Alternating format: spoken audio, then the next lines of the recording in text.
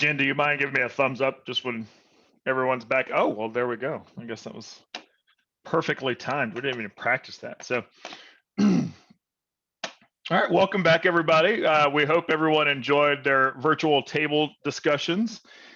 Before we get started with today's program, we do have a few items of IREM business to tend to.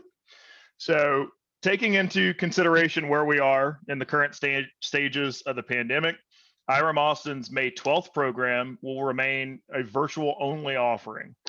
As of now, we do plan to prepare our July 13th meeting to be a hybrid luncheon, meaning that we'll have a set amount of opportunities for in-person attendees at Maggiano's, following all CDC guidelines at that time, and the luncheon will be open to those who want to join virtually as well. Stay tuned for more of those details as they become available. On that note, last year we had to unfortunately cancel our annual bowling tournament, and we know that was sad for everyone, or most people. But we do have great news for this year. We are moving forward with our annual event, except this year we're going to shift to an outdoor golf tournament function. This year's event is set to take place on Thursday, June 10th. That's Thursday, June 10th at Topgolf. Also, since we didn't get to use our fun theme from last year, we're going to keep it at I Heart the 90s. The committee, formerly known as the Bowling Committee, has made amazing strides to make this the best event and the first event that IREM Austin will host in person for 2021. Watch for more information to drop in the next week or so on this. Next, when in person, we typically introduce an industry partner or two to our members, and today I have the privilege of introducing one of our valued industry partners, Michael O'Shea of Facility Solutions Group. So as many of you know, before doing this, we share a survey with our industry partners, and Michael was very kind to provide incredibly thorough answers. And so instead of reading through all of those, I'll knock out probably 17 of the 20 by saying, Michael really enjoys and is very good at golf. So that can save a bit of time. If you want to go play, he can clearly tell you all the places. Just bear in mind, you likely won't beat him if you do play. So we'll go into it. Michael was asked how he would describe what his company does. And frankly, in a nutshell, it's a lot. FSG is a turnkey distributor and contractor that offers a wide array of services from lighting supply and design, LED retrofits, electrical service and construction, sign design, fabrication and installation, technology services, including 5G infrastructure, and the list goes on. Michael says his elevator pitch only works well in really tall buildings. Okay, we do see some laughs. Good. All right. The delivery was better this time, and good joke, Michael. We appreciate it. All right. What does he like best about his job or the business? And he says, frankly, it's the people that he works with, helping his customers solve problems and always getting the job done. And as someone that's worked with both Michael and FSG, I can attest that it's great to work with him as well. I always like this question is, what part of town do you live in and how bad your commute? A little different now, but he lives Southwest, he works North. So you do the math on that pre-COVID commute, not great. But as his old boss used to say, there isn't traffic on Mopac at 6 a.m. So keep that in mind. Michael is happily married to an amazing person. He's known his wife since they were 15, but they only started dating in college. He often likes to say people tolerate hanging out with him just so they can hang out with his wife, Sage. She's the coolest person he knows. Sage and Michael have 2 kids, Patrick and Camilla. They mean the world to him. You don't have to try very hard to ask him to take out his phone and show you pictures of them. So maybe do that at the Topgolf tournament to keep him away from the golf club so he doesn't beat you in the game. And last, but certainly not least, what is one thing that people would never know about his job or the work that he does? And a testament to who Michael is, he says how hard the guys in the field work. They're the unsung heroes. They typically start their day before the sun comes up, and their skill, craftsmanship, and work ethic always continue to amaze Michael. They don't always get it 100% right every time, but it's not for lack of trying. He really enjoys being a small part of a skilled trade and watching the journeyman and apprentice relationships evolve over the years. So thank you very much, Michael. Thank you to FSG, and we look forward to working with you for years to come. Now, I would like to introduce to you Samantha Thornton, who is the chair of our new Diversity, Equity, and Inclusion Committee, and recently, really cool, was selected as one of only 10 participants of the 2021 DISI program through IREM headquarters. She has some information to share with us on an incredibly important upcoming initiative. Take it away, Sam. All right, well, hello everyone. Glad to see everybody. As you guys know, as Adam just said, 2021 is the inaugural year for IREM Austin's Diversity, Equity, and Inclusion Committee. Our DEI initiative is to access our current progress and promote possible areas of growth for our chapter and our industry. So today, we're really excited to roll out a member survey to obtain some much needed groundwork information regarding our current membership. So with this survey, what we're trying to do is get an idea of who we are, where we are, how we can evolve with and develop the best property management talent in Austin. So what's going to happen is you'll see this survey appear in your inbox immediately after this meeting. And of course, participation is much appreciated.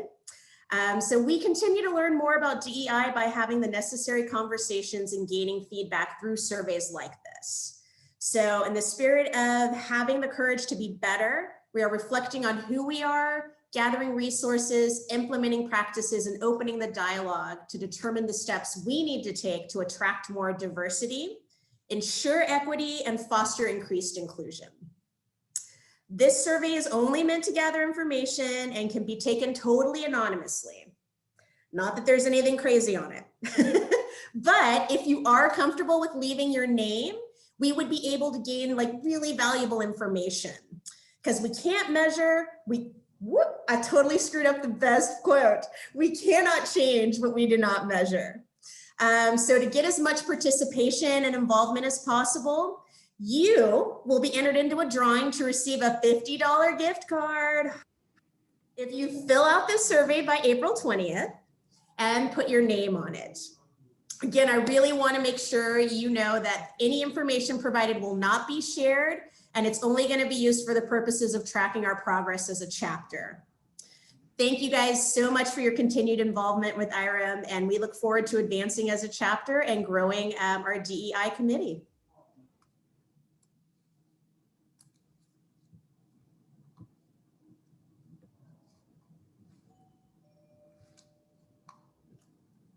There we go. Cardinal sin. Didn't unmute myself.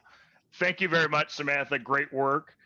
We appreciate the time and effort that you and your committee are putting into the research needed for our organization to increase involvement with underrepresented groups in the Austin real estate community. Our last message for the day comes from another Samantha, Samantha Ingram, who serves as the chair of the Special Events Committee. Her committee has been hard at work finalizing our upcoming building tour and spring social, which she has more to share about with you all.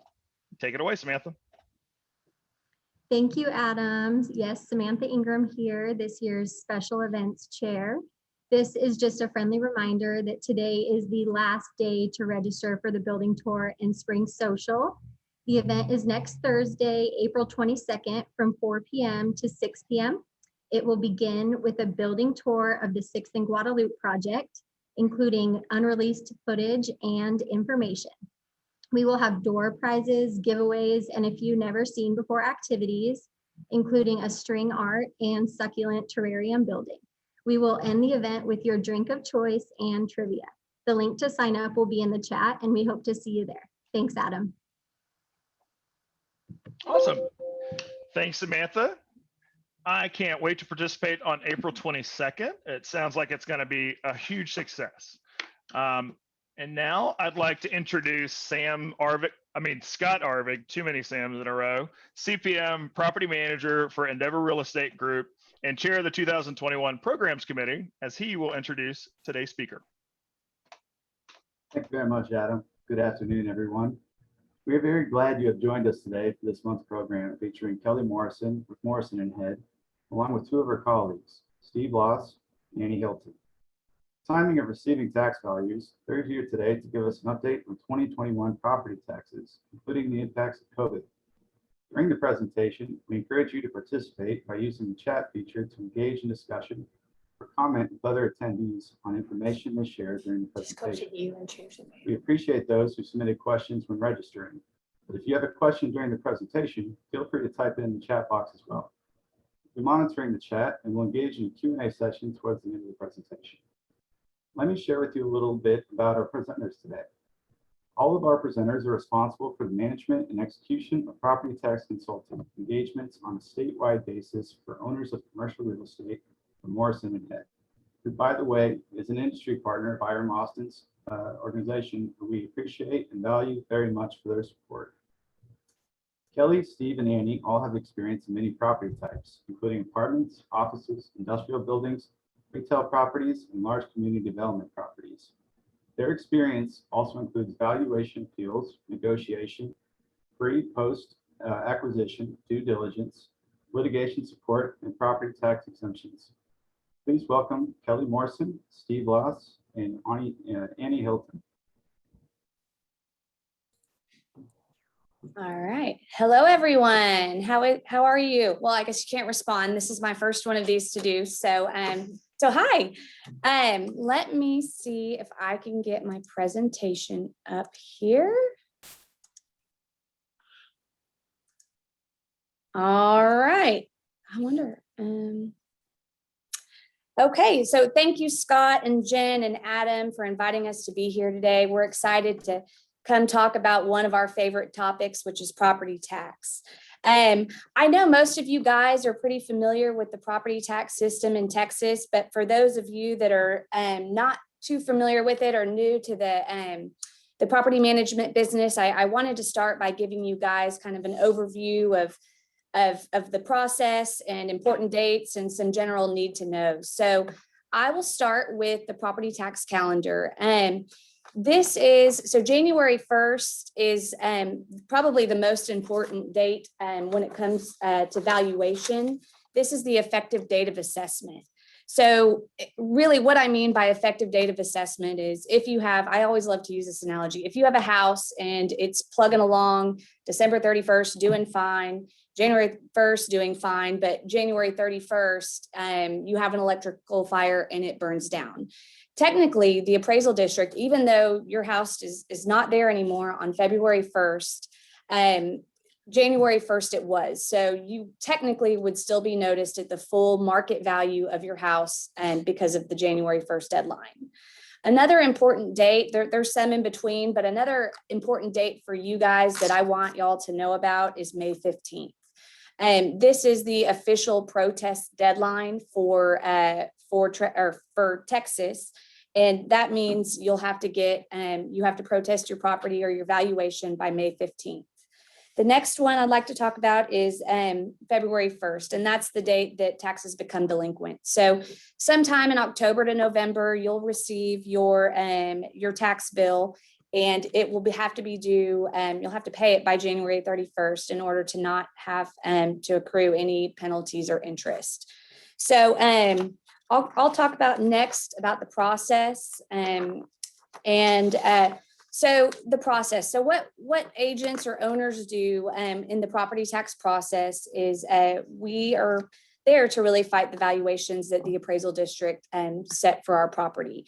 So the first part, other than protesting the process, is the informal hearing. So once you protest your property, the appraisal district will set you up for an informal hearing. And at these informal hearings, you will go and you'll present your case and you'll say, here's why I think that, our value should be lower. You're never gonna fight for a higher value. Oh, yeah. Kelly, I'm sorry, one sec. I wasn't sure if you were trying to share your screen yet or not.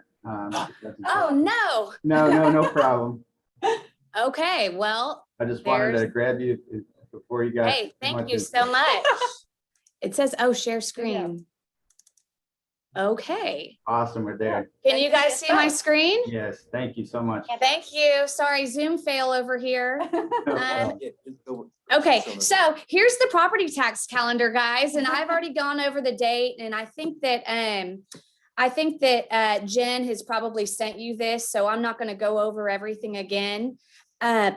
Sorry, but these are the important dates that you guys will need to know for property taxes. The process. So at first, you're going to have an informal hearing, and this will be kind of the more informal conversation. So you'll go and you'll present your case to the appraisal district, and you'll typically provide them with rent roll and income statement and maybe some capital that you're going to have to be spending on a property at this point in the process. What the appraisal district will do is say, hey, you know, I understand why you did this, or I don't, and here's what we're going to offer you.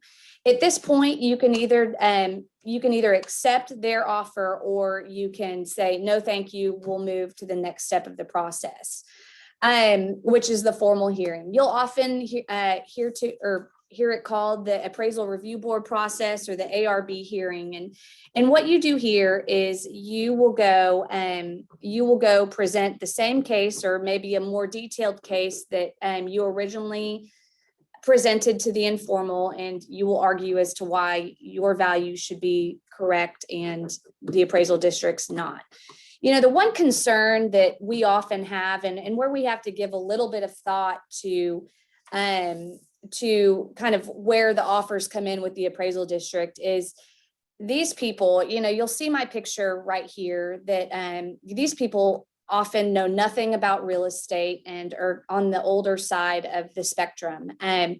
You know, and that's just kind of the nice way to put it. You're not always going to get a fair shake at the appraisal review board process. Some members are inherently on the appraisal district side, and some members are on the agent side, and you just truthfully never know what you're going to end up with. So, you know, if we have a pretty fair number and we know that we're going to file a lawsuit, oftentimes we'll say, hey, we should just accept it at this point and then see where we shake out, and if we should file a lawsuit. So that is kind of the third step of the process, which is litigation or arbitration. So that is typically you can file within 60 days of receiving your appraisal review board order. And typically for the lawsuit side of the process, you'll engage an attorney. The attorney will file in district court, and then we will go back and we'll talk to the appraisal district again. Sometimes in litigation, you'll go to mediation, and very, very, very rarely it'll end up in court. I would say that maybe less than 5% of all lawsuits filed end up in court. Arbitration, I want to talk about that real quickly.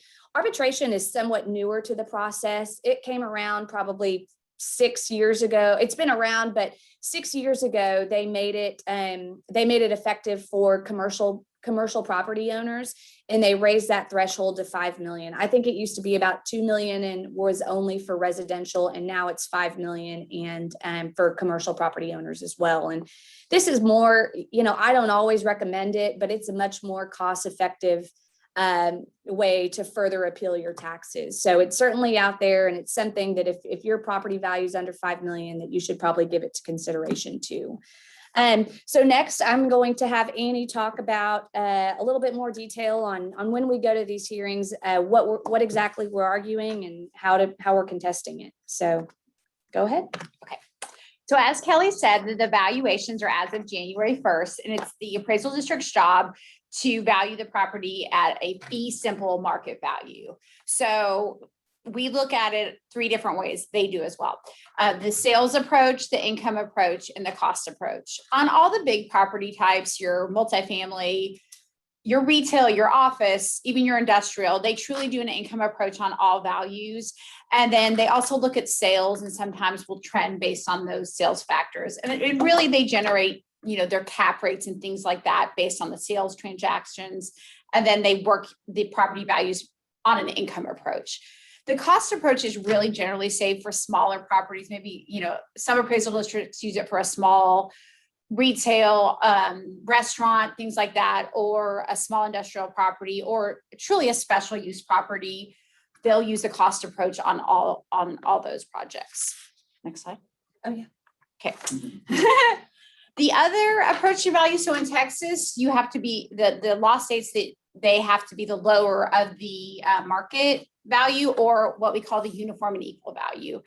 And what that kind of says that they take your competitive set. We ask a lot of clients to send us over their market surveys. So if you have an apartment complex, send me over the 6 properties that, when you do your weekly calls on rents, and we'll look at those properties and what their values are at. And we take the median value of the appropriately, this is a very specific terminology, appropriately adjusted set. So they essentially, it's like doing a mini appraisal. They're going to make an adjustment for the same things that you would make adjustments for if you were doing an appraisal.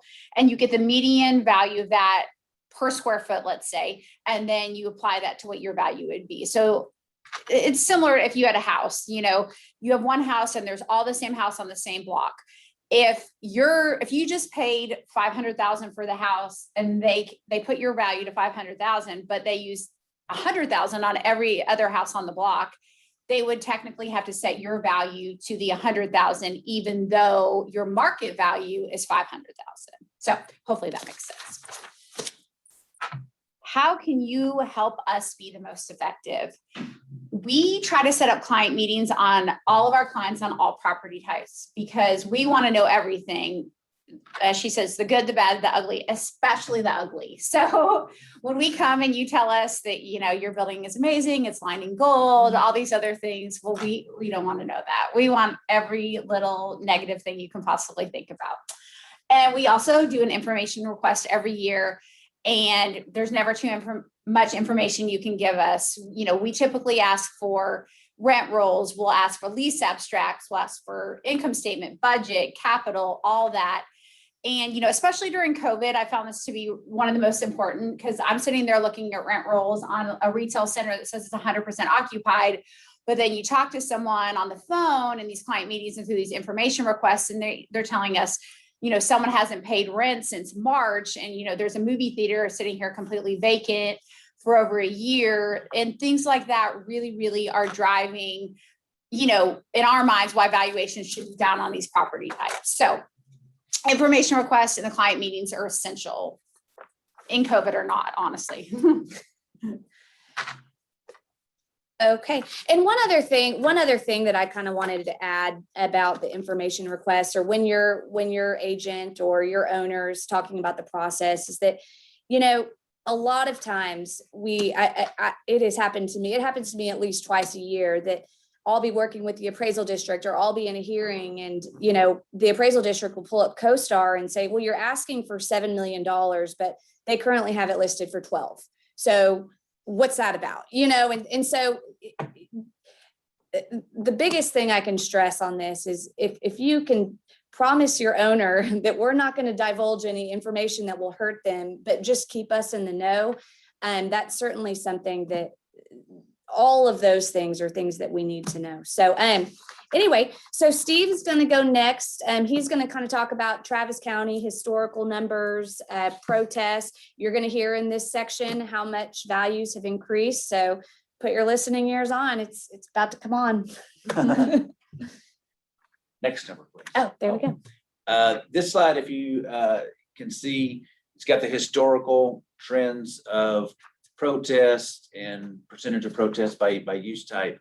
It's interesting, if you look at the numbers initially for 2020, the total number of protests were 124,000, which is down from 148, which is surprising in a up market. But the reason for that was they didn't revalue residential in 2020. There was a big fight with ABOR and that type of thing, so that didn't get revalued. So that's the reason that the protests were down pretty significantly last year. But if you look at it, it's still about 85% of the protests were residential, 12% is commercial, and just less than 5% is personal property. I can bet you, just based on the numbers we've seen so far, residential protests are going to be up significantly this year. The residential values are up almost 20% in a lot of cases, and kind of the high end residential, some of them doubled. So it's going to be real interesting to see how that falls out. But that's the historical numbers through 2020. As far as protests go, here's the litigation stats, which is kind of interesting to me. Also, if you remember, I stated that the total protests were down a little bit, but the interesting part is the lawsuits were up. I think a lot of that had to do with COVID. A lot of owners, even though COVID happened technically after January 1st, were pushing pretty hard to get some type of relief from COVID. And you'll see that a lot of that was on the commercial side. About 95% of the litigation's on commercial. A lot of it's been resolved. So it's happened, but a lot of the litigation has been resolved. So let's go to the next slide, which will show the percent increases that Kelly was mentioning. If you look back at the trends, I mean, everybody knows Austin's been on fire. And so values really were hit hard. Go to the office category by example. If you look back in 15, it's about a 28% increase. And that's trended, it's still gone up significantly, but it's trended downward. 21, it looks like the average increase for office is going to be about 6%. I did look at specific properties earlier. It looks like CBD is kind of flat to down in most cases. A few of the buildings are up for whatever reason. Southwest, kind of along that Southwest Parkway, for some reason's up a fair amount. There was one transaction out there. Along Mopac, it looks like things are flat. Northwest, it looks pretty flat also. So I think we'll see some anomalies to that, where maybe last year somebody got a big reduction because of vacancy loss or something like that. But those are kind of the general trends. Retail, as you would expect, is down. And the number's 2%. A lot of what we're looking at and seeing, again, on the individual basis, I'm seeing 10%-ish on a lot of the bigger properties that we're seeing, but it looks like overall that was a 2% decline. And I'll talk more specifically about industrial in another slide, but it's up 12%. And if you just look at the history there, I mean, it is just getting hit every year. And it was really the only use type that kind of across the board fared really well during COVID. And it's just because, I mean, it's just that's where everybody's going, and rates are just cheaper on the industrial side. So you've seen a lot of the value office folks move into that area. And then you just got so much distribution happening now where people are doing so much online shopping. That's why that segment has gone up so much as well. And then the other one that is kind of interesting, and it's almost submarket by submarket. I think Annie will talk through that more specifically, but apartments are up 8% overall. And where that primarily is in the suburbs. CBD should be down or flat based on everything we're seeing. I think some of the values were actually up, but it should be down based on all the financials that we're seeing. And that's kind of Austin. That's Travis County specifically. And I will tell you, we also, and it's not in the slides here, but we have the data for Williamson County and Bexar County as well. Interestingly enough, the values for apartments in Williamson County is up 13.6%, so even bigger than Travis County. Probably hotel. Hotels are down 7%. Sorry, the slide that I've got, the words are cut off. So I'm kind of having to guess is what it is. 12% increase, surprisingly, also on retail. We're not sure how they came up with that. And it's about 10% on the industrial and apartment side. So even though COVID happened, as you're seeing both in Travis County and Williamson County, values are up pretty significantly. And, you know, from what we're seeing, it's going to be difficult to support those from the appraisal district standpoint, unless they're catching up. And that's a lot of times their excuses, oh, we're still catching up from values or from sales that happened in prior years. And then for anybody that's got, and I'll go quickly over this, but anybody that's got property in Bexar County, office is up 6%. Industrial, again, that's the only one that really kind of benefited from the pandemic, is up 8%. Retail effectively stayed flat. You'll see some up, some down. Multifamily is up 4%. Hotels are down 10 to 12%. So that's kind of a snapshot on what happened in San Antonio. And now we'll go to use type by use type specifics. And I think is the first one, which is the Not first. yet. Oh, We're actually not yet. We're so all that to say 2021 is going to be a very unique year for us. We've had COVID, we've had a freeze, we've had, we have the homeless, we have, all these things going on in Austin specifically. But specific to Travis County, some things that I wanted to note that might not be so obvious is kind of some internal stuff for us. And the first big issue for us is that there's new leadership in the commercial department. And while that seems, fairly straightforward, the issue that we face is we never know what they're going to do. We actually know who's kind of heading up the commercial department, but, we don't know if they're going to say, hey, appraisers, you can only give a reduction of up to 10%, or you can't go below last year. If you go below last year, it's going to have to go to a board. We never really know when new people come into leadership, how they're going to be and what kind of leader they're going to be. So that's one unknown. We really just don't know. We might, while a lot of stuff was able to be resolved at the informal process last year, the leadership might put in some policies that don't make it as easy. So that's one thing that is still kind of an uncertainty and an unknown. For office, there's also a new office appraiser, and it's kind of, we have some of the same issues. We don't know. She was around the last 2 years, but we don't know, now that she's the leader of office, we don't know what stance she's going to take and what she's going to give and take on. For example, with offices, sometimes we're able to argue capital and how much capital you are going to spend in the next 5 years. And this year she might draw a hard line of, I don't care what you have to spend, I'm not going to consider it. So those are some big kind of numbers for us that we use, that we just don't know. And then additionally, one good thing about having the new office appraiser is that she probably isn't as knowledgeable about the market as me and Steve might be. And we might be able to, I hate to say slip some things by her, but we may be able to use our knowledge to benefit in places where she might not know better. So those are kind of the two first things. The next thing is that it's a legislative year. And I don't know, I know that you guys had a presenter come talk to you in February, I think. And the legislative season had just kind of started, and we're well in. I think we're about halfway through the legislative session. And as far as property tax is concerned, there's really not any huge threatening bills out there to anything about the process. It's pretty status quo, which is great. It's always a concern, are they going to try and get rid of the equal and uniform statute? Are they going to push for mandatory sales disclosure? There's a lot of things that are always, constantly in the back of our head, a little bit of worry, but nothing really to speak of. So another thing to point out, and this is more for your personal knowledge, but last year, and Steve hit on this, residential property taxes were flat.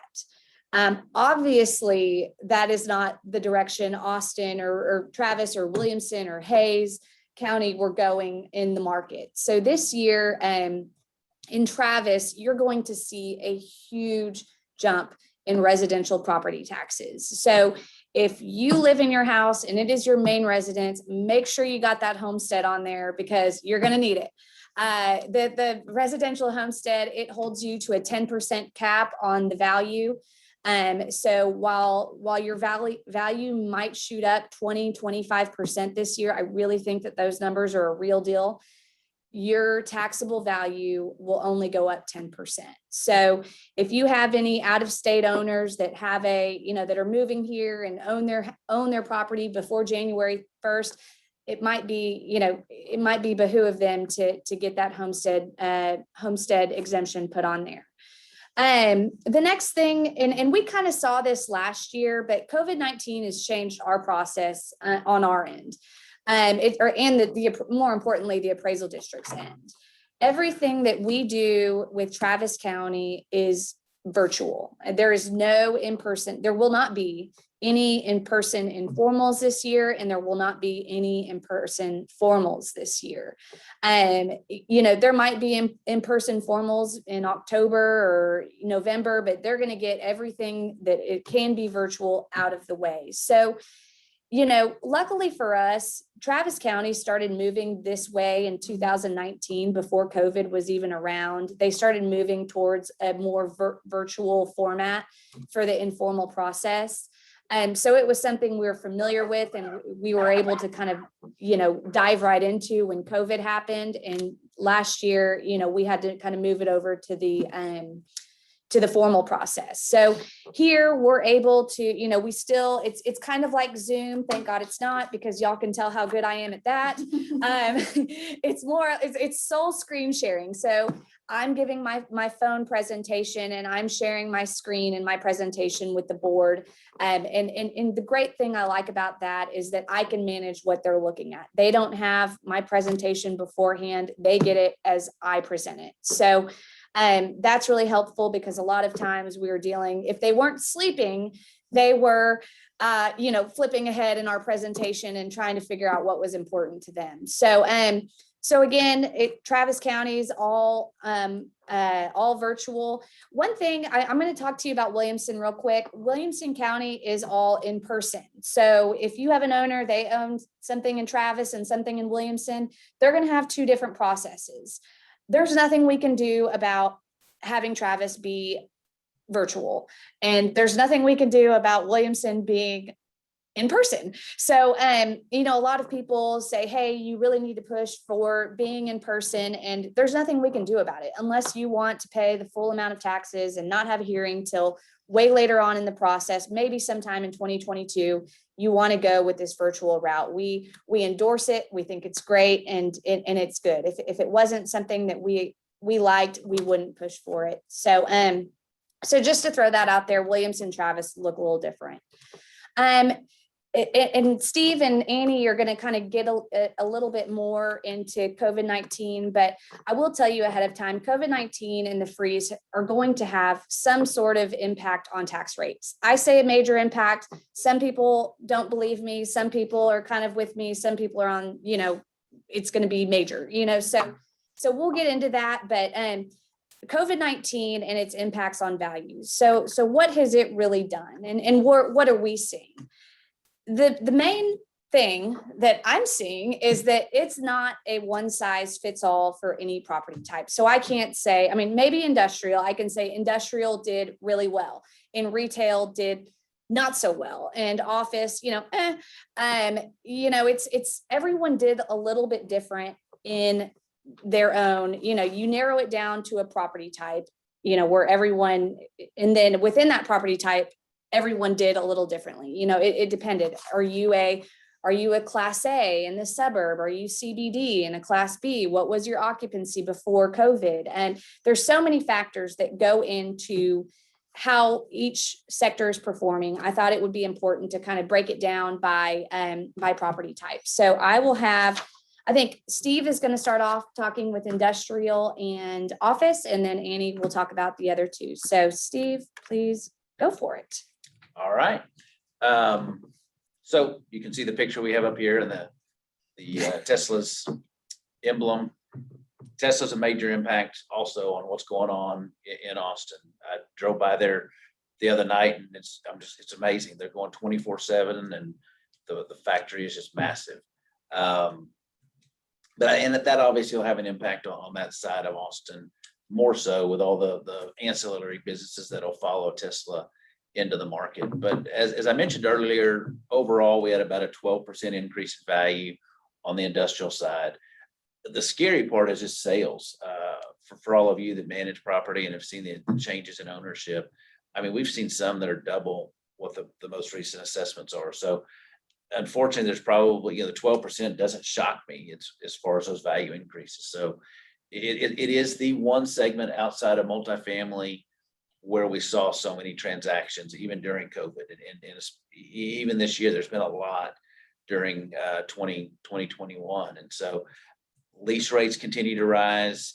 We didn't have the defaults on the industrial side that we saw fast enough. And then, as Kelly says at the bottom, can't build it fast enough. So it's a supply and demand issue, kind of like the residential side, where there's so many people coming in looking for a house. There's not enough homes for people to move into because they're not being built fast enough. And that's what we're seeing on the industrial side, which is what's pushing that supply and demand issue. So the industrial is going to be tough. And I think, again, as Annie mentioned earlier, just the data collection process for us of, if you do have a tenant that's in default, or anything that we can prove up where you've got a tenant that's defaulted or has done a midnight move out, whatever it is, that's going to be the information that's going to help us in pushing for those value changes on the industrial side. The next piece is office, and office is interesting in what we saw. As I mentioned, it's about a 6% increase overall in the values. You know, we thought, and we can see it, say in a Northwest or generally in the Southwest submarket, where one, we had very few leases that have happened. We've got some sublease activity in a building. And it seems like there, and again, this is data we try to get in our data request process, but a lot more, you know, the rate may be similar to what it was last year, but the landlord's given away some free rent or more free rent than they have in the past, or they've increased the TI allowance. So what we're pushing is the net effective rent to the landlord is, you know, much less than they got in the prior year. So getting that data is important. Good news is we haven't seen many lease or sale transactions. There was one kind of posted about 100 Congress that where it was supposed to trade, but it hasn't closed yet. And so I think that's a transaction that won't hurt us yet. But we do know that it seems like everybody is circling Austin looking for product. And so we know there's sales coming down that are going to happen, but I don't think those are sales that should impact the valuations for 2021. That's going to be a 2022 issue. You know, we have seen a ton of sublease activity out there, or a ton of sublease space on the market. That's something the appraisal district has not wanted to look at in the past. I think what we're going to push for is that is the market right now. And so those lease rates need to be considered and are affecting what a landlord can get for the direct space that they are trying to lease. So that's going to be interesting. You know, and expenses in general, and this is something, again, we're going to have to educate the appraisal district on because they haven't seen this before, but expenses in general for a lot of the buildings are down. And that's because we've had a lower physical occupancy in those buildings. You haven't had the tenants in the buildings that are causing the air conditioning to be on as much as it would be normally, or you've been able to decrease your amount of janitorial, whatever it may be. I think that's generally what I've got on the office side, unless y'all have any other thoughts on anything to add. But again, it really is going to be building by building where we saw effects from COVID as far as defaults, again, tenants that have moved out, and then again on lease rates where where landlords have made some changes in how they've structured the new leases that are out there. Yeah, I think the only thing that I'd really add is that, you know, TCAD came out with a 6% increase overall. From really what I'm seeing, I'm pretty much flat or down from last year. So you'll see 6%, but reality is I think it'll probably end up when all the cards have settled, it'll probably be close to flat after all the appeals are done. So Annie, you want to talk about retail? Sure. For retail, with the exception of the hotel industry, retail has probably suffered the most from what we're seeing in the different, you know, brokers and owners that we've talked to have said the same thing.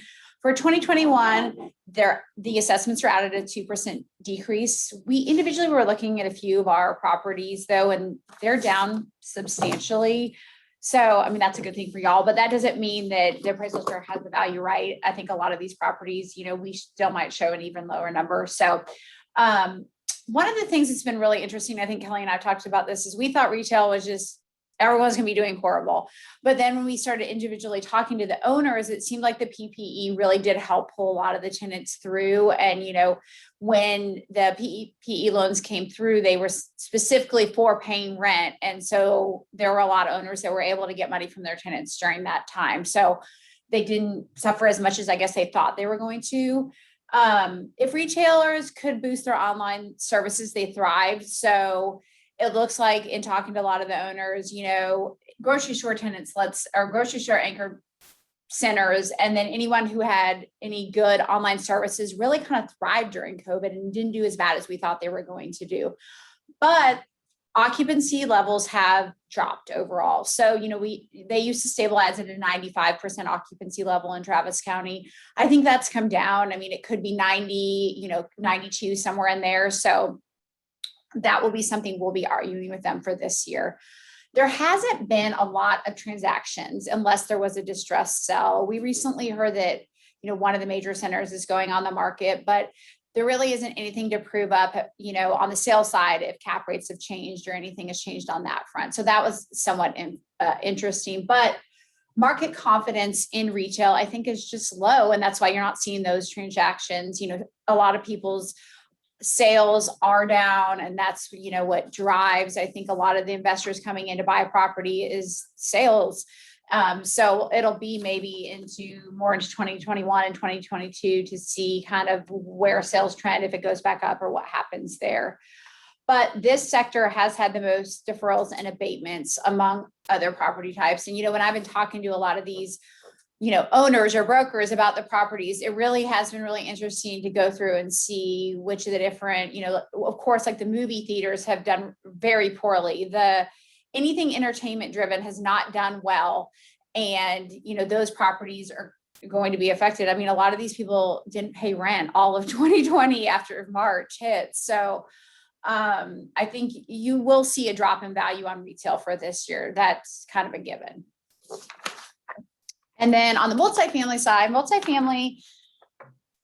I think the appraisal district thinks multifamily is doing spectacular, with the exception of West Campus. It looks like we were kind of looking at some of the values before this, and they're out at an 8% overall increase. Well, that was the 2020 overall initial increase. And we know obviously things were doing really well last year. But when I'm looking at my individual property types, you know, all the high rises downtown, the rents are down there, the occupancy levels are down there, even the kind of more centrally located properties that aren't just in downtown, but, you know, are on your South Lamars, on your South Congresses, on the east side. They did get hurt during COVID. And so I think a lot of those properties, you know, have NOIs that have fallen. And it looks like the appraisal district is out on increases on those properties. And so that will be something that we're going to have to fight. West Campus is somewhat of another story. I mean, I think because a lot of the students over there didn't come back from what I'm seeing when I'm looking at them, they really didn't start to suffer until September. And so they didn't get those leases signed for this year, and their occupancy levels are down. I mean, most of the properties that I'm looking at over there are less than 80% occupied, even the nice new stuff. You know, the rents are down significantly. So I think in that pocket, you're going to see a big drop on property values. And it looks like the notice values on those West Campus properties are coming out with an initial drop as well. So good if you have a property in West Campus. The suburban areas are another story. You know, from the March to midsummer timeframe, there weren't really any transactions. I think people were just kind of unsure about what COVID, you know, was going to do to the Austin market. You know, we get a lot of people that reach out to us to ask us, hey, I'm going to buy this property. What do you think it's going to do? And I didn't hear from anyone from March to the summer. But then after the summer, it really picked up. And there's been quite a few transactions in the suburbs, and every single one of those sales are substantially higher than what the prior year number was. So, you know, while you don't have those transactions really in true central Austin, and we're not really seeing any, there is a property on the market there, and, you know, we'll see how that kind of falls out, and will the sales price be less than the current value? Hopefully so. But there's been a lot of money coming into Austin on the multifamily front, and it's really all been suburban, and rents in the suburbs stable to up, and, you know, occupancy same. So I think what you're going to see when all is said and done, and we kind of are finished out with the season, is that central properties should be, you know, more stable to down, and then suburban properties could be up for this year. You know, I think overall it'll probably end up as a slightly up for the whole multifamily base for 2021. Okay, good. All right, so we cannot talk about 2021 without talking about the Great Freeze. You know, 2020 we had COVID. This year we have the Great Texas Freeze. And the reason I bring this up is, you know, it really doesn't generally affect property taxes, but on February 12th, Governor Abbott declared a state of disaster. And so what does that mean for property taxes? What does it mean for you guys? There is, and I think it was a result of Harvey, but in last year's or 2 years ago legislation, they created some sort of relief that can happen that property owners can apply for if the property suffers significant damage. So, so their threshold for significant damage is 15%. So how's that calculated? If you have $1 million office building and you have 150,000 in damage, you can apply. So you can come in and you can get this exemption. And so I just wanted to bring that up because, you know, I've had one out of probably the 200 plus properties that I handle that has actually met this threshold. But if you meet this threshold, you can get some pretty significant relief. So, you know, it goes from 15 to 30, which is they call level 1, and then 30 to 60, level 2, 60 to 100, level 3, and then level 4 is total loss. So if you guys think that you might be close to that threshold, please feel free to call us or call your property tax consultant and talk it out with them. You know, and no, you can't capitalize the rent loss, and no, you know, there's a lot of tricky ways that you can get to that 15%, but it's pretty straightforward. It's how much how much loss of value did you have? So, so again, just wanted to bring that up. I hope everyone fared well through the freeze. It was pretty disastrous, and I hope y'all all your buildings were okay. Highlight the date to file. Oh, and on this note, you have 105 days from the time the disaster was declared. So that date is May 28th.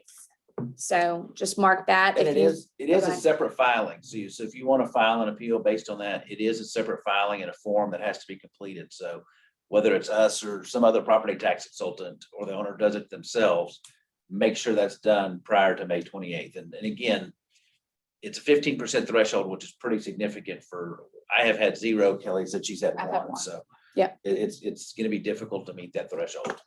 Okay, and so next I want to make sure we have time.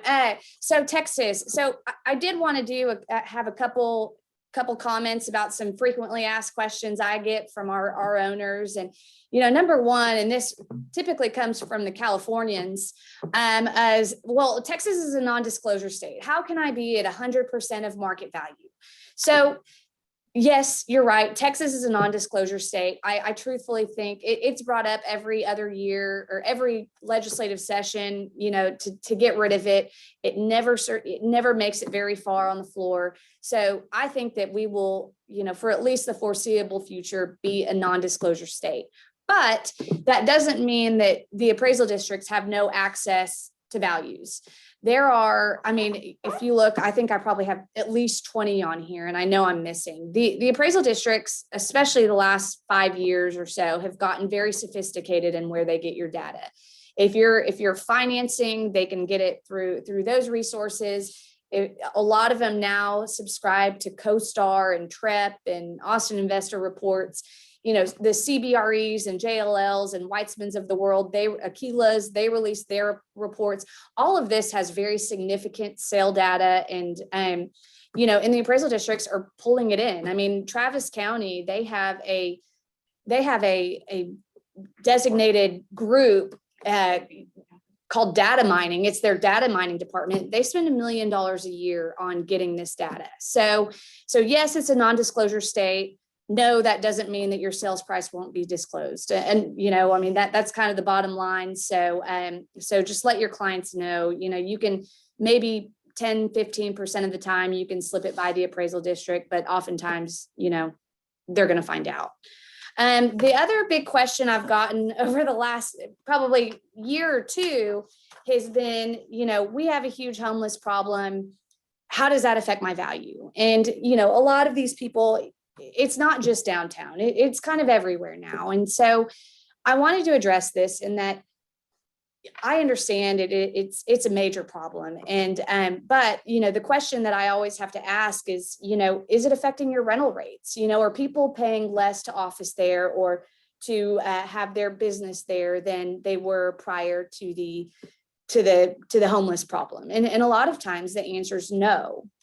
You know, one thing that that was actually brought to our attention, I think last year, is that with offices, they're boosting security, they're boosting cleaning, they're boosting, I mean, so there's some parking garage expenses that are being added.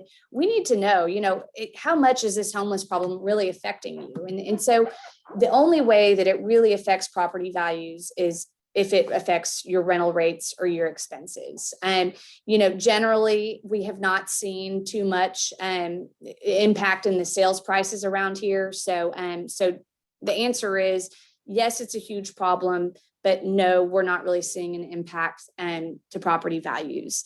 But with all that said, I'm going to do a little plug here. If you do feel strongly about the homeless problem in Austin, it is going to be on the ballot May 1st. It is a Prop B. You can do your research and you can vote. Early voting starts April 19th to April 27th. The biggest thing that we need out there is people to go out and vote and really have their voices heard on the issues that Austin faces. So just remember, May 1st is the voting deadline, or it's election day for the homeless issue in Austin. And there's a couple other important issues on that ballot as they relate to Austin as well. And the last slide that I'm going to talk about real quick before we get to questions is the COVID-19 and the freeze and their impact on tax rates. So, COVID-19, it didn't impact the tax rates at all. The only impact that it really had on the tax rates is the value. So if the value is overall down, then tax rates are going to go way up. But there's no specific, because COVID happened, we're going to boost our tax rates. So, but that's a little different, I feel like, with COVID versus the freeze. I think that the freeze is going to have a direct impact on tax rates. And the reason is because I think people are going to be putting Texas is almost in really big trouble with regards to the electric grid. So I think that we're going to be spending a lot more money in that area, and jurisdictions are going to be pushing for money to put it towards electricity or technology behind it, or whatever the case may be, infrastructure for electricity. And the other way that the freeze directly impacted our tax rates is that when Governor Abbott declared a state of disaster, declaration of disaster, it changes the rollback rate, which I'm not going to go into too much detail, but it changed the rollback rate from a 3.5% increase to an 8% increase. So just kind of, these aren't the exact numbers, but basically they used to be able to include increase the tax rate 3.5%. Now they can go all the way up to 8% just because a disaster was declared. The jurisdictions see the writing on the wall that after this year, it's going to go back down to 3.5%. So they're going to raise their rates as much as they can. So they want to put it in their rainy day fund, or they have a reason that they need to put that money somewhere. And I just really think they're going to take advantage of that disaster being declared. So really, that's why I think that values, or that tax rates, are going to go way up. You'll see in years past, they've stayed relatively flat. You'll see right here, this is the city of Austin. The only thing that this was due to was the transportation bond. And that is a 1-year increase. You won't see that, unless city of Austin comes up with something else, you won't see it go up that much again in a single year. But that was, I think it was a 20% increase just on the city of Austin rate. And it was able to go up that much just due to voters. It was voted on by everybody. So anyway, I think short story on this one is even if your values stay flat or go down, rates are probably going to go up. So you'll see some sort of increase in the taxes that the property taxes that you'll be paying. So I guess next is questions. If you've got any. Yes, we got a few here, Kelly. We'll hop in, cover a few before we go to close. First question we have here is when are residential homestead exemption applications due? For those that may not done yet, so yet, asking for friends. It says that they're due, I think, by May 1st or May 15th, but technically you can apply anytime throughout this year or even next year, and you'll be fine. So you'll just have to pay. If you don't, it takes them a while to process it. So you can even apply next year. They'll just give you a refund if they can't get it to you by the time you pay your taxes. Fantastic. Thank you for that. Another question is, what impact will there be on commercial property taxes in 2021 and beyond due to the massive transportation bill that passed in the city of Austin? So I mentioned this a little bit earlier. This is going to be, it was just a 1-year hit. We never know what the appraisal district's going to do. The city of Austin is going to do. They've gotten really crafty in their ways that they do things. For example, this transportation bond started off as just an increase that the city of Austin was going to float out, and turned into a proposition so that they could kind of funnel the money however they wanted to. So if you really dive into the details, city of Austin's getting crafty, and I'm not going to tell you that it's not going to go up again for transportation, but technically it should not. That's good news. Thank you. Next question. With Seton Hospital being rebuilt and the expanded hospital system / education facilities being constructed, what impact will this have to the tax rate in 2022 and forward? I can answer that. It was a few years ago, the hospital district rate actually increased, knowing all that was going to happen. So, and again, as Kelly said about the city of Austin, it should have been taken into consideration already. So there shouldn't be any tax rate impacts on that or from that, but you never know with cost overruns or whatever it may be.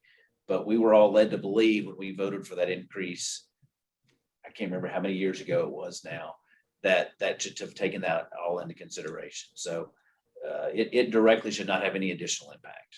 Okay, thank you, Steve. Last question I had before we'll go to close is just with the huge population boom and things not looking like they're slowing down anytime soon for Austin. It's hard to look into your crystal ball too far out, but what do you see the tax rate increase possibly being for 2022? I don't know about the rate, but I'll tell you, COVID is going to be, and you guys can chime in or give your thoughts, but COVID is going to be, by 2022, I would say almost completely behind us. And Austin, before pre-COVID, we were at 120 something people moving here a day. After COVID, we have shot up to over 200 people moving here a day.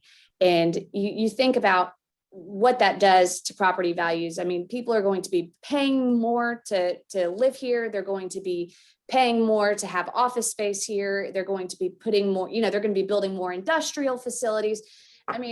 Everything that I am looking at is that for at least the next 2 to 3 years, is going to go up.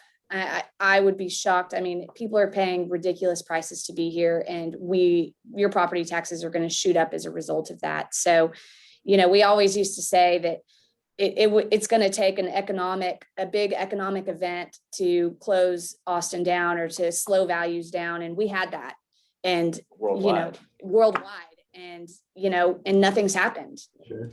Retail went down a little bit, Well, we paused for a year, I think, but I think that there's now that pent up demand. But I think your question was on tax rates, or were you talking about values? The question to come on rates, but I think for kind of what Kelly said, we will see a tax rate increase this year. And I think it's primarily, again, because of the disaster relief, the entities are going to max out their tax rates as much as they can to get that 8%. And then next year, they're going to be limited to that 3.5%. But what we're going to come back to in 2022 is significant value increases again. I think that they put the brakes on value increases this year because there was no data to support an increase. But I think we're going to see next year that there's going to be a ton of sale transactions, which are going to dictate them having to increase value significantly again. Great. Thank you very much for all that information. Thank you to you all, Kelly, Annie, and Steve. Just outstanding, very informative presentation. We're getting a lot of compliments in the chat box. You know, it's very interesting to see, especially how the different property types are expected to be impacted so differently, whether it be influenced by the pandemic, homeless situation, the Great Texas Freeze. Wanted to let you all know that IRM Austin will be making a donation to the Central Texas Food Bank in your names for sharing your time and knowledge today. Thank you again. I look forward to working with your team on this year's property taxes, and I'll definitely have to ensure that my own homestead exemption is up to date. So I appreciate that. Make sure that's all good. And just a reminder to all the attendees, the presentation was sent out to all you shortly before the meeting. So all the information is there. And so thank you guys again, really appreciate it. And I'll pass it back to Adam to conclude today's program. Thank you. Yeah, really, I mean, incredible presentation. Thanks everyone for attending our April program. We appreciate Kelly, Steve, and Annie's time, and also value Morrison and Head as an industry partner. So thanks everyone. A few more important reminders, and then we'll get you out of here a few minutes early. Today at 5 p.m. is the registration deadline for the Spring Social. So right after this, head on over to the website, register ASAP because space is limited, and we heard how great of an event that's going to be for one of the newest, tallest buildings in town. So it'll be a lot of fun. Keep a lookout for the DEI survey that should be hitting your inbox today. We appreciate your participation, whether that's anonymous or with your name. Watch for the Top Golf Tournament information that's coming out soon, and save the date for June 10th. Our next program will be May 12th, featuring representatives from Gensler, George Bloom, and Ian Zapata. As always, check out IRM Austin's website and social media pages for upcoming events, classes, and all things IRM Austin. Thank you very much, and we'll see you at our next event. Have a great day. Be well.